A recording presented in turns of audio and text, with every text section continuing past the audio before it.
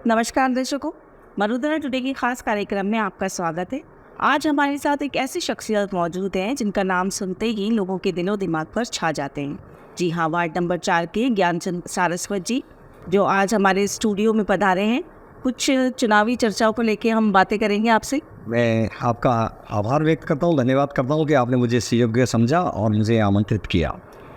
ज्ञान जी, सबसे पहले मैं आपके शिक्षा पे जाऊंगी। आपने शिक्षा कहाँ तक हासिल करी? मैं शिक्षा ही नहीं, मैं आपको निवेदन करूँगा कि मैं अजमेर में ही मेरा जन्म हुआ है, अजमेर में ही मैं पला बड़ा हूँ और अजमेर में मैंने शिक्षा ग्रहण की है। मैं कोई उच्च शिक्षित व्यक्ति नहीं हूँ, लेकिन स्नातक की मैंने पढ़ाई की है और BA तक की मैंने पढ़ाई की है। श्रमजीवी कॉलेज से मैंने पढ़ाई की है और BA तक मैंने पढ़ाई की है।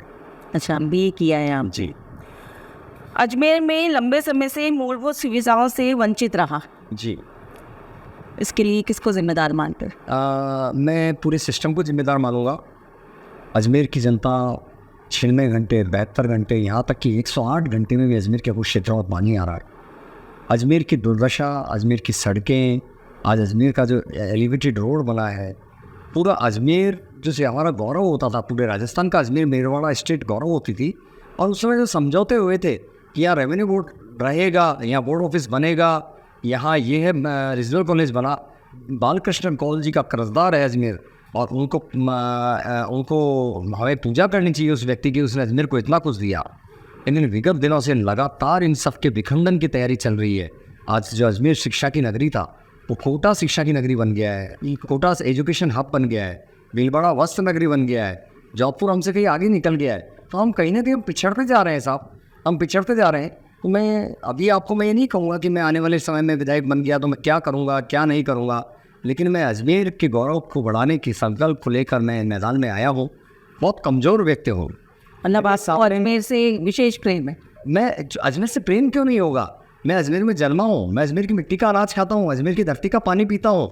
अजमेर मतलब अजमेर का कर्जदार हूँ। मैं गौरवान्वित हूँ कि मैंने अजमेर की धरा के ऊपर जन्म लिया है, जहाँ सभी धर्मों के लोग आते हैं। और हमारा जो इतना बड़ा आस्था का केंद्र अजमेर है, पुष्कर दरगाह और इस तरह के कई केंद्र हैं, उस धरा का मैं जन्मा हूँ। तो निश्चित तौर से मेरा सौभाग्य, ईश्वर ने मुझे इस धरा पे जन्म दिया है, अजमेर की धरा पर, और मैं उसका कर्जदार हूँ। तो मुझे प्रेम रहना ही हुआ है। जो आदमी के जहाँ की रोटी खा रहा है, जहाँ का पानी पी रहा है, तो उसके प्रति उसको अपना दायित्व निभाना चाहिए। ऐसी क्या वजह रही कि आपको भाजपा पार्टी से बगावत कर निर्दलीय चुनाव लड़ने के लिए मैदान में उतरना पड़ा? हाँ, मैं 2 बात थी मेरे सामने। मैंने भाजपा से, भारतीय जनता पार्टी से उत्तर विधानसभा से टिकट मांगा था। मेरे कहीं कोई ये चाह नहीं थी कि मैं MLA बनूँ, मैं MLA बन के मैं सुख भोगूँ। मुझे बस ये था कि मैं पार्षद हूँ, मैं सामाजिक काम में मेरी शक्ति, जो पार्षद की कलम बहुत छोटी होती है साहब, मैं उस कलम से मैं वो काम नहीं कर पाता था। तो इसको ध्यान में रखते हुए सामाजिक कामों को ज़्यादा बढ़ाने के लिए मैंने भारतीय जनता पार्टी से प्रत्याशी के रूप में टिकट मांगा, आवेदन भरा, विधिवत आवेदन किया। लेकिन चूँकि राष्ट्रीय दल है, बहुत बड़ा दल है, अपने अपनी राष्ट्रीय दलों की मर्यादाएं होती है, अपने अपने तरीके होते हैं। उन्होंने किसी दूसरे प्रत्याशी को चुना, उनकी नज़र में अच्छे होंगे वो, लेकिन मेरे पास में विकल्प था। एक विकल्प ये था कि मैं उनके साथ रहकर, मन महसूस कर और गद्दारी करके मैं उनकी पीठ में छुरा घोंप के मैं चुपचाप सहन करूं। मैं गद्दार बनने से ज़्यादा अच्छा मुझे लगा कि मैं बागी बन जाऊं और मैं निर्दलीय मैदान में लड़ूं। तो मैं कम से कम इतना तो मैं खुश हूँ कि मैं किसी के साथ मुझे शिक्षा मिली है, मुझे अपने लोगों ने सिखाया है, मेरे परिवार ने संस्कार दिए हैं कि किसी के साथ गद्दारी मत करना, किसी की पीठ में छुरा मत घोंपना। वो मैं नहीं घोंप रहा हूँ ना, मैं खुला निर्दलीय चुनाव लड़ रहा हूँ। मैं स्वतंत्र हूँ, हर मैं नहीं। भारत का संविधान हर नागरिक को इजाज़त देता है कि वो अपने किसी भी चुनाव में जहाँ वो पात्र है वो चुनाव लड़ सकता है। ठीक है, मेरी विचारधारा भारतीय जनता पार्टी में आस्था थी, आस्था है, और मैं उस समय उनके साथ था, मैं पूरी तरह से साथ था। आज मैं जब निर्दलीय आ गया हूँ, बागी आ गया हूँ, मैंने इस्तीफा प्रदेश अध्यक्ष जी को भेज दिया है और मैं आगामी विधानसभा में नामांकन भरने शील की जा रहा हूँ। अजमेर उत्तर विधानसभा से विधायक बनने के बाद आपकी पहली प्राथमिकता क्या रही? सबसे पहली प्राथमिकता जो हमारी जनता, मैं आज पार्षद हूँ, मैं नहीं, हमारे सारे साथी पार्षद, अधिकतम पार्षद अजमेर उत्तर के परेशान हैं। सुबह उठता है तो पहला फ़ोन पार्षद के पास आता है कि पानी नहीं है, पीने का पानी नहीं है, पानी नहीं आ रहा है। जब वो केंद्र पे बात करता है, संबंधित अधिकारी से बात करता है, तो कि आज पानी नहीं मिलेगा, 72 घंटे, 96 घंटे, 108 घंटे तक में पानी आ रहा है। मेरा सबसे पहला ये रहेगा कि अजमेर की जनता को कम से कम इतना जल्दी पानी मैं उपलब्ध कराऊँ कि मैं उनका दैनिक जो कार्य होते हैं उनके लिए पानी समय पर उपलब्ध कराऊँ। मैं बहुत कुछ करूँगा, कितना होगा क्या होगा मैं अभी आपको नहीं कहूँगा। मेरी प्राथमिकता अजमेर को पेयजल उपलब्ध कराना मेरी पहली प्राथमिकता है। प्राथमिकता रहेगी आपकी। क्या विधायक का चुनाव लड़ने की तैयारी आपने पहले से कर रखी थी, बिल्कुल, पहले से दिमाग में था आपके? बिल्कुल। देखिए, कोई भी राजनीतिक कार्यकर्ता होता है, जो छोटा कार्यकर्ता होता है, वो बूथ स्तर का कार्यकर्ता है, वो सोचता है मैं पार्षद बनूंगा। वार्ड स्तर का कार्यकर्ता होता है कि मैं पार्षद होता है, वो सोचता है कि मैं विधायक बनूँ, सांसद, विधायक सोचता है सांसद बनूँ, मंत्री बनूँ। तो ये एक मानव स्वभाव है, लालच होता है हर मन के व्यक्ति में आगे बढ़ने का, और ये रहता है कि मैं बनूँ। बिल्कुल मेरे मन में था कि मुझे विधायक का चुनाव लड़ना चाहिए, लेकिन ये नहीं था कि मुझे निर्दलीय लड़ना पड़ेगा, और ये भी नहीं था कि मुझे किसी डॉक्टर ने या वैद्य ने कहा कि आप चुनाव लड़ोगे तो जिंदा रहोगे, ऐसा भी नहीं था। लेकिन परिस्थितियाँ ऐसी बनी कि मुझे चुनाव लड़ना पड़ रहा है। बिल्कुल मन में थी, मेरी तैयारी पूरी थी, और निर्दलीय का मेरा कतई मानस नहीं था, लेकिन सारी परिस्थिति जब ऐसी बनी है तो मैं निर्दलीय मैदान में थी। अगर भाजपा या किसी बड़े नेता का दबाव आपके ऊपर आता है तो? हर आदमी अपने घर की रोटी खाता है। मेरे पिताजी हैं, अभी कुछ समय से वो बीमार हैं। 88 साल की उम्र तक मेरे पिताजी गोबर उठाते हैं, अपनी गायों का काम करते हैं, मेरी माँ काम करती है, मेरे दोनों भाई। आज भी आप जाएंगे शाम को 5 बजे के आसपास, तो मेरा भाई हरिभाऊ उपाध्याय अगर महावीर कॉलोनी में साइकिल पर दूध बेचता हूँ, मिल जाएगा।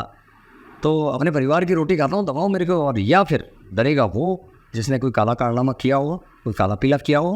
तो मैं इन सब चीज़ों से ऊपर हूँ और मेरे परिवार की रोटी खाता हूँ, और मेरे मित्रों के साथ जो भी काम करता हूँ मेरे मित्रों से करता हूँ। मैंने कोई बाजार में जाकर कभी चंदा इकट्ठा करके कोई सामाजिक काम नहीं किए। मेरे जो साथी हैं, मेरे समर्थक हैं, उनके दम के ऊपर मैंने सामाजिक काम किए। तो मैं किसी से डरने वाला या दबने वाला, मैं दबाव में और लालच में नहीं आऊँगा। मैं आप जो आप कह रही हैं कि पार्टी लालच दबाव में, समझ रहा हूँ आपकी बात। अगर दबाव में या लालच में आ रहा होता तो यही ज्ञान सारस्वत जिसने 2010 में निर्दलीय नगर निगम का चुनाव लड़ा था, और उस निकाय चुनाव की राजस्थान की सबसे विजय मैंने हासिल करी थी। और सहयोग भी ऐसा था कि 27 पार्षद कांग्रेस के से थे, 27 पार्षद बीजेपी के थे, और मैं एक अकेले के दम के ऊपर डिप्टी मेयर बनना था। लेकिन उस समय मैं डगमगाया नहीं। उस समय भी भारतीय जनता पार्टी के तत्कालीन महामंत्री सतीश पूनिया जी ने आके मुझे समझाया था, मेरे मोहल्ले में आके बैठे थे। लेकिन चूंकि मेरे समर्थकों का फैसला था कि आपको डगमगाना नहीं है, तो मैं उस समय भी मैंने डगमगाया। सचिन पायलट जी मेरे बहुत नज़दीकी रहे। सचिन पायलट जी ने मेरे वार्ड में आकर, आप ये अंदाज़ लगाइए कि मेरे यहाँ उन्होंने सड़क नाली का उद्घाटन किया, राजस्थान की सबसे पहली पार्षद की वेबसाइट का लोकार्पण उन्होंने किया था। उस जैसे व्यक्तित्व ने भी मुझे निश्चित तौर से कांग्रेस में आने का भी कहा होगा। लेकिन जो मेरे विचार हैं या जो मैं जनता से वादा करता हूँ, मैंने मेरी वार्ड से ये कह के लड़ा था कि मैं निर्दलीय रहूँगा, निर्दलीय लड़ रहा हूँ, निर्दलीय रहूँगा। मुझे कुछ कांग्रेस के लोग थे, कुछ बीजेपी के भी समर्थक थे, उन्होंने कहा भाई साहब ऐसा तो नहीं है कि आप बीजेपी में चले जाओगे। कांग्रेस वालों ने कहा ऐसा तो नहीं है कि आप बीजेपी में चले जाओगे, बीजेपी वालों ने कहा कांग्रेस में चले जाओगे। लेकिन मैंने कहा मैं निर्दलीय चुनाव लड़ा, तो मैं पूरे 5 साल निर्दलीय रहा। जब मेरा कार्यकाल पूरा हुआ तो मैं स्वतंत्र था अगला चुनाव लड़ने के लिए, और मेरे परिवार पार्टी ने मुझे वापस टिकट दिया। फिर मैंने 2016 में चुनाव जीता, 2021 में फिर मैंने चुनाव जीता, और 21 में तो मेरे वार्ड की जनता ने इतने बड़े ताज से मुझे नवाजा। मतदान का मुझे 89-90% के आसपास मुझे मतदान किया, जो एक अपने आप में इतिहास उन्होंने बनाया है। मैं उनका कर्जदार हूँ, उनका ऋणी हूँ, और मैं उसको कर्ज को उतारे के अपना फ़र्ज निभाने का हमेशा तत्पर रहता हूँ।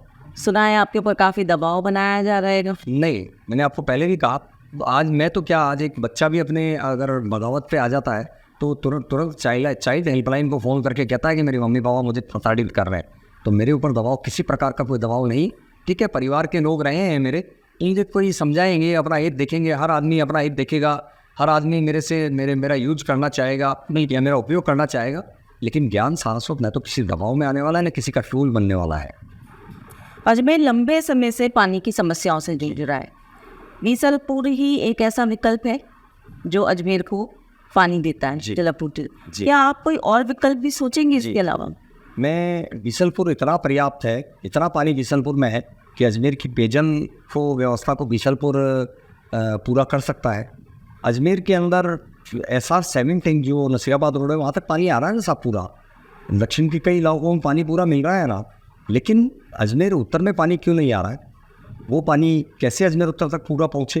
पहला ये पर्याप्त होगा। कालांतर थोड़ा पीछे जाएंगे, हम बीसलपुर से पहले जाएंगे तो हमारे पानी के स्रोत मावता, बुधवाड़ा, फैसागर हुआ करता था। रेलवे का स्रोत तो बूढ़ा पुष्कर हुआ करता था। अब चूँकि अब सब बीसलपुर पे डिपेंड हो गया है। आज फैसागर भरा हुआ है, ग्रेविटी से पानी फिल्टर में आता था और देसी तकनीक से बड़े पत्थरों से, कोयले से, छोटे पत्थरों से, बजरी से छन के उसमें क्या दवाइयाँ मिला के उसको सप्लाई किया। आज तो बहुत बड़ी टेक्नोलॉजी है। सब आप गलियों के अंदर 4-4 इंची की लाइनों का जाल बिछा रहे हो। इसकी देखिए एक फाइसागर से एक लाइन फाइसागर लबालब बना हुआ है, और अगली बरसात में फाइसागर अजमेर के विनाश का कारण, अगर ऐसी बरसात हुई तो विनाश का कारण बन सकता है। तो कुछ तो नहीं करना है। 2 किलोमीटर दूर तो फिल्टर प्लांट है। आजकल तो ऐसे प्लांट है कि जब जो पानी आपको जिसको पंपिंग नहीं करना पड़ रहा है, ग्रेविटी से पानी लाके और फिल्टर से एक मशीन लगा के उसको 2 मशीन लगा के उसको फिल्टर करके आपको सप्लाई करनी है। ज़रूरत लाइन बिछाने की नहीं है। लाइन तो नई कॉलोनी में बिछानी है, जहाँ नई कॉलोनी डेवलप हुई है। जहाँ पुरानी लाइन है उनको पर्याप्त प्रेशर से 3 इंची की लाइन है, उससे पर्याप्त 2 मंजिल तक पानी चढ़ सकता है। लेकिन टंकियाँ बनाने की आवश्यकता है, स्टोरेज की आवश्यकता है, आपको नए विकल्प की आवश्यकता है। कुल मिला के इच्छा शक्ति की आवश्यकता है। इच्छा शक्ति होती है तो आदमी कुछ भी कर सकता है। इच्छा शक्ति नहीं होती है तो संसाधन होते हुए आदमी कुछ नहीं कर पाता है। तो जब भगवान ने मुझे अगर ताकत दी मेरी कलम को, तो अजमेर की जनता कम से कम ये तो दायित्व नहीं होगी कि 48 घंटे, 96 घंटे, 72 घंटे, और ये पानी तो नियमित उनको मिलना ही चाहिए साहब। वर्ष 2010 में आपने अजमेर नगर निगम चुनाव में भाजपा से बागी होकर चुनाव जीता, जी, चुनाव लड़ा जी, और विजयी भी हुए, भारी मतों से विजयी जी। के बारे में बताया। मैं भारतीय जनता क्या पार्टी, इस बार भी मतलब आप भारतीय जनता पार्टी एक्सपेक्ट कर मैं निवेदन करूँगा। 2010 की बात करी थी। 2010 में तो मैं आज का 2023 का ज्ञान सारस्वत है। 2010 में तो मैं एक सिंपल, आज भी मैं सिंपल ही हूँ, दूध वाला ही। मैं साइकिल पे दूध बेचता था, और मेरे मित्रों ने, समर्थकों ने कहा कि आपको वार्ड से चुनाव लड़ना है। पता भी नहीं था। रात को उठाया, घर से फ़ोन किया कि 2 मिनट चौराहे पे आओ, कोई बात हो गई है। सामाजिक व्यक्ति था, गया और मुझे माला पहना दी, चुनाव लड़ा। मजाक मजाक में, दिन में सोने की आदत है, 3 घंटे सोता था, चुनाव लड़ा बिना खर्चे के, बिना पैसे के, और राजस्थान के उस निकाय चुनाव की सबसे बड़ी जीत हासिल की। और अभी भी मैं आपको निवेदन कर रहा हूँ कि 1 घंटे बाद मेरी दिनचर्या है, सोना है तो सोना ही है। अगर ज़रूरी काम होता तो उसके अलावा मुझे सोना है तो मैं जाके सोता हूँ। और इतने समर्थक हैं, इतने लोग हैं, विजय श्री निश्चित तौर से आप अजमेर के चरणों में और मेरे माध्यम से मिलेगी। ऐसा सुनने में आया है ज्ञान जी कि टिकट बदला भी जा सकता है, एक टिकट बीजेपी और एक टिकट कांग्रेस में बदलाव की उम्मीद भी नहीं।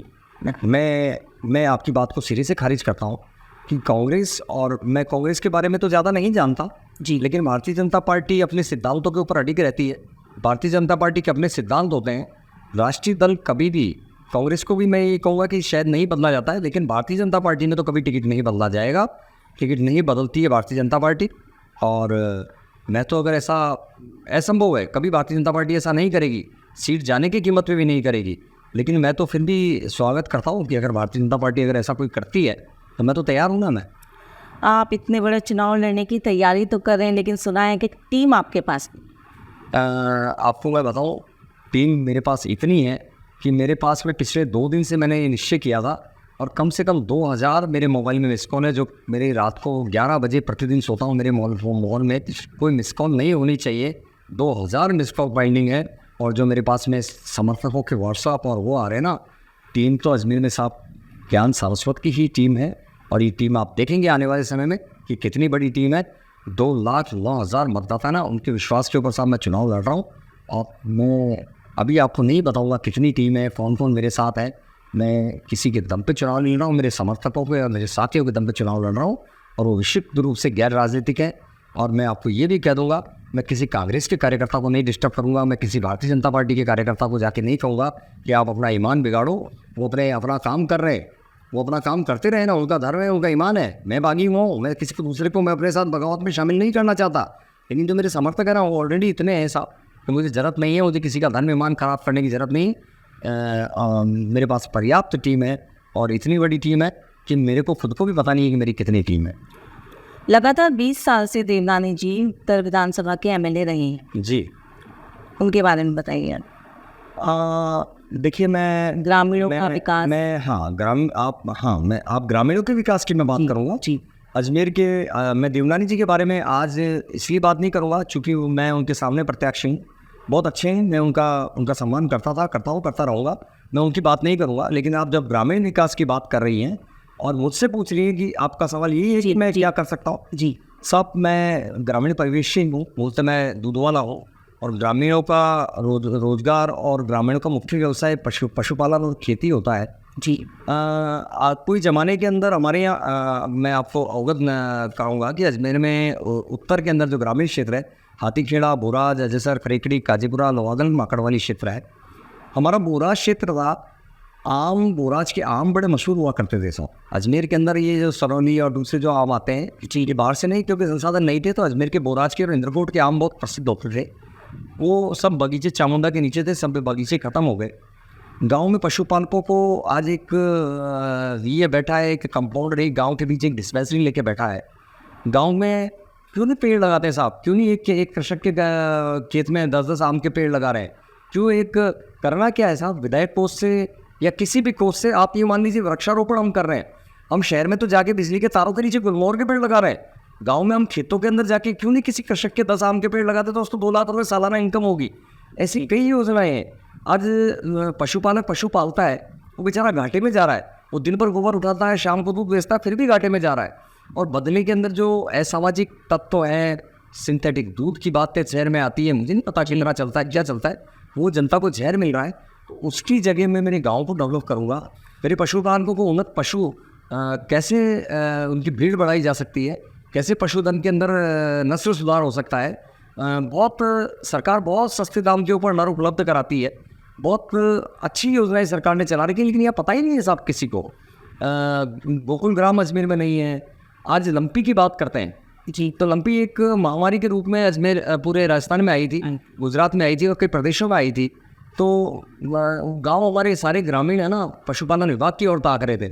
और बरसात के दिन थे, पशुपालक डॉक्टर, एक डॉक्टर लगा हुआ है मात्र उस क्षेत्र में। एक डॉक्टर बेचारा क्या जाके गौशाला की 3-3, 4-4 गौशालाएँ हैं जहाँ 400-400, 300-300 गायें हैं, उनका इलाज करना है, उसको अपना दैनिक जीवन दिनचर्या भी करनी है। तो कहाँ गांव में जाके इंजेक्शन लगाएगा? और उस परिस्थिति में वो कहाँ इंजेक्शन लगाएगा? उसको डॉक्टर को पता ही नहीं है कि इसके अंदर क्या इंजेक्शन लगाने हैं। तो हमें उस सभी में हमारे समर्थकों ने, हमारी टीम ने, हमारे साथियों ने, गौ सेवा टीम ने काम किए। घर घर जाके इंजेक्शन लगाए गायों के, दवाइयाँ दी है। दवाइयाँ तो कोई कारगर हुई नहीं थी। यहाँ तक कि साहब वो मैं बताना चाहूँगा कि अजमेर के अंदर उन्होंने पूरे ज़िले के अंदर 496 गायें या 95 गायें मृत बताई है। अकेली चामुंडा माता जी की पहाड़ी के नीचे 50 से ज़्यादा गायें मरी है। मेरे खुद के घर में 6 गायें मरी है और पशुपालन विभाग मेरी 2 गायें मृत बता रहा है लंपी से। तो आप कल्पना कर सकते हैं कि कितने हजारों में बनी है। गाँव के अंदर गाय के शव उठाने के लिए टीम नहीं थी, उनको गाँव वाले मैनेज करके गाड़ रहे थे। वो परिस्थिति थी ना। तो जब अगर मैं विधायक बना ना, तो मैं आपको ये नहीं कहूँगा मैं क्या करूँगा, लेकिन मैं आप करके दिखाएंगे। मैं अपने लोगों के लिए, अपने ग्रामीण परिवेश के लिए करके बताऊँगा। क्योंकि मेरे चारा भी मेरी गायों का गांव से आता है, और जो गांव के अंदर दूध बेचने वाले वो भी मेरे भाई हैं। और गांव से मैं जुड़ा हुआ हूँ। गांव मेरे ज़्यादा दूर नहीं है, गांव मेरा परिवार है। आप जिस भी वार्ड में पार्षद रहे, उस वार्ड के लोगों ने आपको बहुत प्रेम दिया।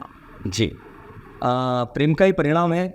जब एक आदमी कोई टिकट लेके आता है पार्षद का, या सोचता है कि मैं लड़ूंगा, तो लोग 10 जो लोग लड़ते हैं, मुझे तो लोग आमंत्रित करते हैं कि हमारे वार्ड से लड़ो, हमारे वार्ड से लड़ो, हमारे वार्ड से लड़ो। मैं एक छोटा सा उदाहरण आपको कहूँगा कि खानपुरा मेरे वार्ड से बहुत दूर है, दक्षिण क्षेत्र में, और बहुत वहाँ पार्षद जावेद है मेरे छोटे भाई। जावेद जी ने पता नहीं किस दल से या निर्दलीय चुनाव लड़ा होगा। उन्होंने वहाँ, मेरे पास आज भी बाइट है, मुझे किसी ने भेजी थी, तो उन्होंने ये कहा कि सब काम, उन्होंने कई पार्षदों की रिकॉर्डिंग मेरे पास है, चुनाव लड़ते समय ये कहा था कि अगर मैं जीत गया ना, तो ज्ञान सारस्वत तो वैसे काम करके दिखाऊंगा। तो आज मैं आपके चैनल के माध्यम से उन लोगों को, मेरे उन समर्थकों को, उन परिवारजनों को, उन मित्रों को मैं निवेदन करूंगा कि जो मुझे कहते थे कि हमारे वार्ड से चुनाव लड़ो, मैंने आज आपको वोट देने का मौका दे रहा हूँ। मैं वार्ड से नहीं, मैं विधानसभा से खड़ा हूँ। तो जो मुझे वार्ड से वोट देने के लिए तैयार थे, मैं उनको आमंत्रित करता हूँ कि मेरे साथ आए, कंधे से कंधा मिलाएं, मेरा कंधा मजबूत करें, और ज्ञान सारस्वत आगे बढ़ेगा। तो ज्ञान सारस्वत आपको साथ लेके चलेगा, और ज्ञान सारस्वत आपके बीच में ही रहेगा और आपके लिए ही काम करेगा। मैं कोई बड़ा मैनिफेस्टो नहीं बनाने वाला हूँ, घोषणा पत्र नहीं बनाने वाला हूँ। न मेरे पास कोई घोषणा है, क्योंकि घोषणा वो करता है जिसको व्यय होता है, या राष्ट्रीय पार्टी, उनके घोषणा पत्र होते हैं, और वो पूरे होते नहीं होते मुझे पता नहीं। लेकिन जो मैं कहता हूँ वो करता हूँ। मैं जितना भी करूँगा अच्छा करूँगा, जनहित में करूँगा, और जनता के लिए ही करूँगा। बहुत बहुत धन्यवाद सारस्वत जी। हमारे चैनल के माध्यम से आप कुछ जनता को कहना चाहेंगे? मैं मरुधरा टुडे के माध्यम से अजमेर के 2,09,000 के लगभग मतदाताओं से निवेदन करता हूं कि मैं ज्ञान सारस्वत आगामी विधानसभा 100 नंबर अजमेर उत्तर विधानसभा सीट से निर्दलीय प्रत्याशी के रूप में आपके समक्ष हाजिर हूँ। आप मेरे पिछले कामों को देखते हुए, मेरे पिछले चरित्र को देखते हुए, अगर मेरे में कहीं दोष नज़र आता है तो मैं आपसे कहूँगा कि मुझे मतदान ना करें। और अगर आपको अच्छा लगता है कि ये आपका भाई, आपका बेटा, आपका साथी अगर अच्छा काम किया है तो मुझे मतदान करें। और मैं ज़्यादा आश्वासन आपको नहीं दूँगा, आपको यही कहूँगा कि कभी अजमेर के बाहर का कोई व्यक्ति आके आपको नहीं कहेगा कि आपका विधायक निकम्मा है, आपका विधायक भ्रष्ट है, आपका विधायक कामचोर है। आपके विधायक के कारण से आपको कभी लज्जित नहीं होना पड़ेगा। आपका वोट कभी बेकार नहीं जाएगा। जय हिंद, जय माँ भारती। आज हमने देखा ज्ञान सारस्वत जी ने हमारे साथ में काफ़ी चर्चा करी, काफ़ी बातें बताई। अब देखना ये है कि उत्तर से अगर निर्दलीय चुनाव ज्ञान जी जीत जाते हैं तो वो जनता के कितने खरे उतरते हैं, जनता की मांगों पे, जनता के सवालों पे वो कितने खरे उतरते हैं। आज हमारे साथ मौजूद थे वार्ड नंबर 4 के ज्ञानचंद सारस्वत जी। आपका बहुत बहुत धन्यवाद। आपका आभार, आपने मुझे मौका दिया और आपने समय दिया। धन्यवाद।